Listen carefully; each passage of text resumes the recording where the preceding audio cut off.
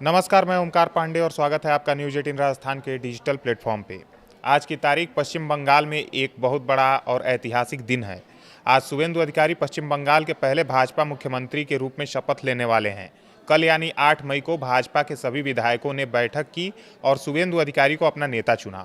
उसके बाद वे राज्यपाल RN रवि से मिले और पूरे विश्वास के साथ सरकार बनाने का दावा पेश कर दिया। अब सबकी निगाहें इस बात पर टिकी हैं कि नई सरकार कैसे बनेगी और क्या क्या बदलाव आएंगे।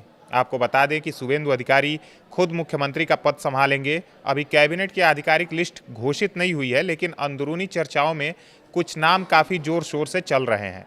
दिलीप घोष, निशीथ प्रामाणिक, अग्निमित्रा पॉल, रुद्रा घोष, दीपक बर्मन, रत्ना देवनाथ, पूर्णिमा चक्रवर्ती और शशि पाजा जैसे अनुभवी और मजबूत नेता मंत्री बन सकते हैं। ये सभी पिछले कई सालों से भाजपा के लिए लगातार काम करते आए हैं और बंगाल की राजनीति में उनकी अच्छी पहचान भी है। इसके अलावा शुवेंदु अधिकारी के भाई सौमेंदु अधिकारी, शंकर घोष और कौस्तुभ बागची के नाम भी कैबिनेट में जगह बनाने की बात हो रही है। ये नाम इसलिए भी चर्चा में है क्योंकि ये नेता पार्टी के अंदर काफ़ी सक्रिय रहे हैं और ग्रामीण इलाकों में उनकी अच्छी पहुंच मानी जाती है। हालांकि अंतिम फैसला आज शपथ ग्रहण के बाद या कुछ घंटों में हो जाएगा। शपथ ग्रहण का पूरा कार्यक्रम कोलकाता के ब्रिगेड परेड ग्राउंड में हो रहा है। वहां पहले से ही तैयारियां जोरों पर हैं। बड़ा मंच बनाया गया है, सुरक्षा के पुख्ता इंतजाम किए गए हैं और हजारों की संख्या में लोग वहां पहुंच रहे हैं। ये कोई साधारण समारोह नहीं है। ये बंगाल की राजनीति में 15 साल लंबे तृणमूल कांग्रेस के शासन का अंत का प्रतीक है। 2011 से ममता बनर्जी की सरकार चल रही थी, लेकिन अब पहली बार भाजपा की सरकार बन रही है। ये बदलाव न सिर्फ बंगाल के लिए बल्कि पूरे देश के लिए एक बड़ी घटना है। शुवेंदु अधिकारी का परिवार बंगाल की राजनीति में काफ़ी पुराना और मजबूत माना जाता है। उनके पिता और भाई भी लंबे समय से सक्रिय रहे हैं। शुवेंदु खुद पहले तृणमूल कांग्रेस में बड़े पद पर थे। उन्होंने नंदीग्राम जैसे इलाकों में आंदोलन में भी अहम भूमिका निभाई थी। बाद में उन्होंने भाजपा ज्वाइन कर ली और विपक्ष की सबसे मजबूत आवाज़ बन गए। उनकी लोकप्रियता खासकर ग्रामीण बंगाल, छोटे शहरों और कुछ खास जिलों में बहुत बढ़ी है।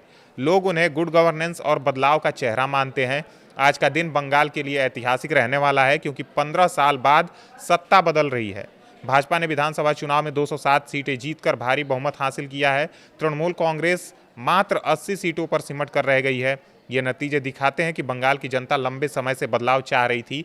अब नई सरकार के सामने कई चुनौतियां हैं। बेरोजगारी, कानून व्यवस्था, विकास के काम, किसानों की समस्याएं और युवाओं को रोजगार, ये सब मुद्दे सबसे ऊपर हैं। लोग उम्मीद कर रहे हैं कि शुवेंदु अधिकारी की अगुवाई वाली सरकार इन मुद्दों पर जल्दी काम करेगी और राज्य को आगे बढ़ाएगी। शपथ ग्रहण के बाद कैबिनेट की आधिकारिक घोषणा होने वाली है। तब साफ हो जाएगा कि टीम में कौन कौन शामिल है। अभी पूरा बंगाल उत्साह से भरा हुआ है।